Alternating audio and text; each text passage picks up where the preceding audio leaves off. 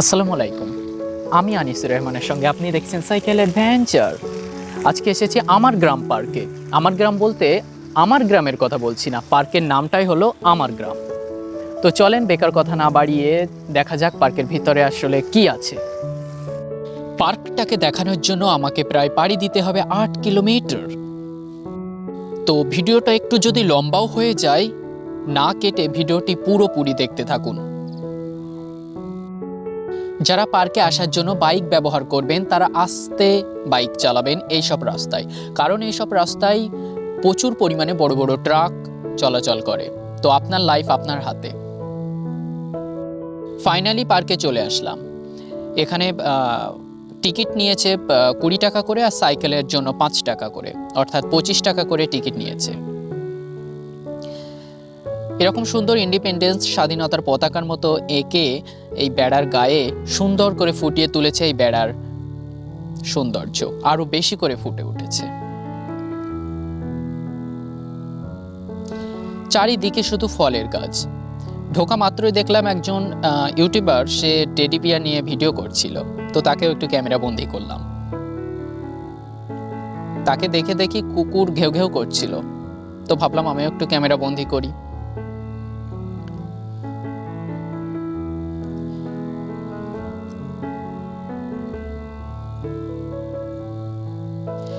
এটা হলো butterfly stage. এটা সাধারণতভাবে মেয়েদের জন্য এই জায়গাটা করা, ফটোশুটের জন্য। পার্কের ভিতরে সবচেয়ে যে জায়গাটা আমার সবচেয়ে বেশি পছন্দ হয়েছে সেটি হলো এটির একটা বিশেষত্ব আছে। তার কারণ হলো এই জায়গাটি সবুজে ঘেরা, সবুজ গাছপালা লাগানো এই জায়গাটিতে। যেখানে সারা দেশ জুড়ে গাছ কাটার একটি প্রোগ্রাম চলছে, প্রতিযোগিতা চলছে, এখানে প্রচুর পরিমাণে গাছ লাগানো হয়েছে। সেই কারণেই এই জায়গাটা আমার কাছে সবচেয়ে বিশেষ জায়গা হিসেবে পরিচিত। পার্কটা মিনিমাম ৭০ থেকে ৭৫ বিঘা জমির উপরে নির্মিত এবং এখনো জমি বাড়ছে। পার্কের কাজ এখনো সম্পূর্ণ হয়নি। এখনো মিনিমাম ১-২ বছর লাগবে পার্কটা পরিপূর্ণভাবে কমপ্লিট হতে। এখানে দেখলাম একটা মেরি হাঁস অজু করছে, মজা করলাম। এইখানে আসা মাত্রই এই রাজাহাঁসগুলো আমাকে দেখেই একেবারে প্যাঁক প্যাঁক করে পায়ের কাছে চলে এলো আশীর্বাদ নিতে। আমি তো মানে একেবারে অবাক হয়ে গেলাম যে এত আশীর্বাদ কি করবে তোমরা এতজন। তারপরে আমি ওদেরকে বললাম যে থাক থাক থাক আশীর্বাদ। ও মা, দেখি একজন আমার প্রাইভেট পার্টি মুখ দিয়ে গুতা দিচ্ছে। এই যে পেঙ্গুইনগুলো দেখতে পাচ্ছেন, এগুলোর বিজ্ঞানীরা এর আসল নাম দিতে পারেনি, এর কোনো সংজ্ঞা দিতে পারেনি। কারণ এটি জলে চলে একটি মাছের মতো, ডাঙায় চলে মানুষের মতো, এবং এর বাচ্চাদের দুধ খাওয়ায় একটি স্তন্যপায়ীর মতো, আর এ চলে হাঁটে মানুষের মতো।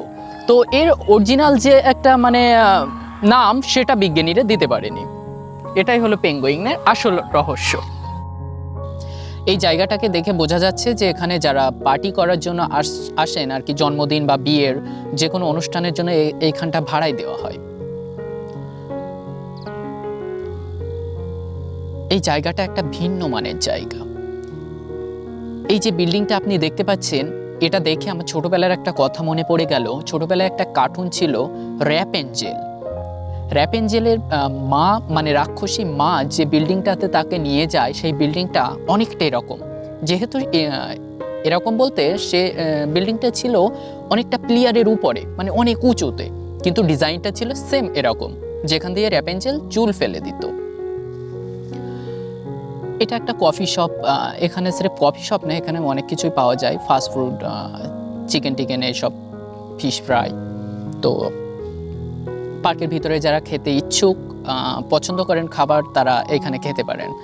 এবং এখানকার যে হাতের কাজ, হাতে সুন্দর করে কারুকার্য করা এইসব নকশাগুলো একটা ভিন্ন রকমের স্মৃতি ফুটিয়ে তুলেছে এখানে।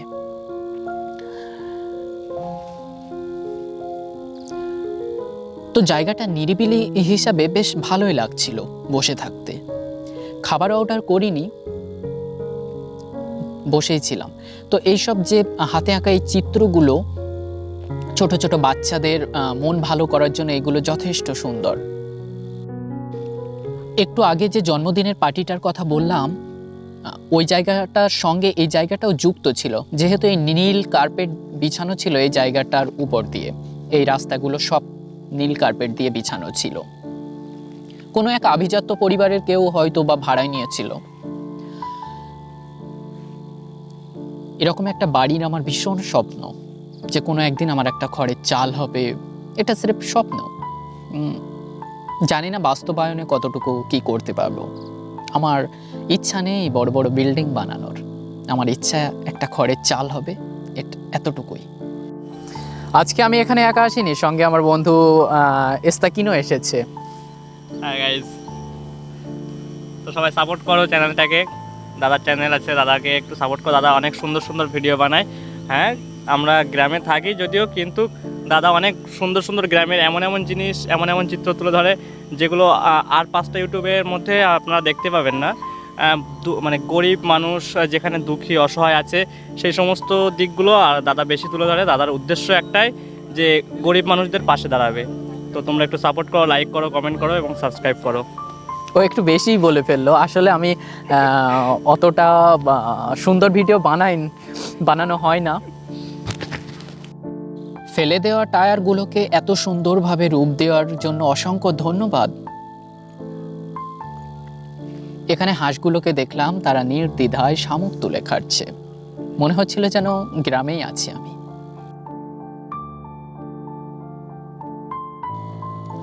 এই চিড়িয়াখানাটা অনেক সুন্দর, মনে হবে যেন নিখুঁতভাবে বানানো।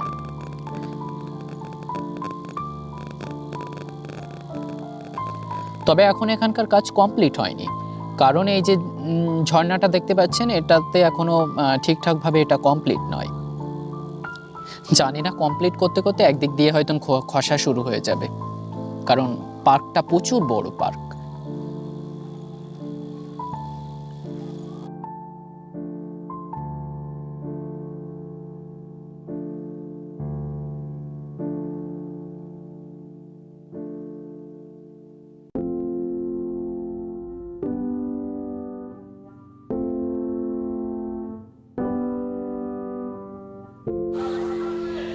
আমার গ্রাম পার্কে এসেছেন আর আপনি জঞ্জাল দেখবেন না, তা কি করে হয়?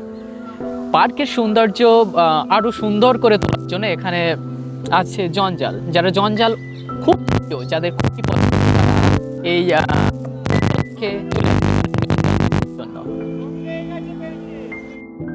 এটা পার্কের বাইরের একটা ছোট্ট চিত্রকলা, যেটা একটা নদীর ধার দিয়ে শস্য ক্ষেত এবং 2টি তাল গাছ দেখা যাচ্ছে। বাঁশের ওভারব্রিজের উপর দিয়ে যখন আমি হাঁটছিলাম, তখন ডুবে যাচ্ছিলাম এক কল্পনার জগতে। কারণ লোকালয় থেকে একটু ভিন্ন রকমের পার্কটা, এত ভিড়ভাট্টা আমার পছন্দ না, তাই এই পার্কে আসা। এখানে ভিড় কম।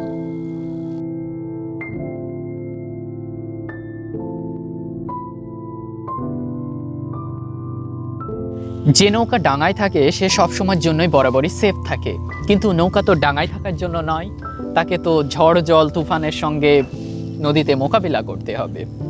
এই নৌকাটা দেখে মনে হচ্ছে যে সত্যি এটা সেফ, কারণ এটাতে যদি আমি উঠি তো আমি ডুববো না। আসলে কি তাই? নৌকা কি ডাঙায় থাকার জন্য না? পার্কের ভিডিও করতে করতে সন্ধ্যা নেমে এসেছিল, তাই আমি ভাবছিলাম যে আমার যেমন খেয়াল ছিল না সন্ধ্যা নেমে এসেছে কখন। হয়তো বা অনেক কৃষক আছে যারা কাজ করছে, তাদের হয়তো খেয়াল নেই, আমার মতন হয়তো নিঃসেড়ে। তাই ভাবলাম তাদেরকে একটু মনে করিয়ে দিই। কৃষি ভাই, মাঠ থেকে ফিরে আসো, তোমার বউ অপেক্ষা করছে। কৃষি রানী,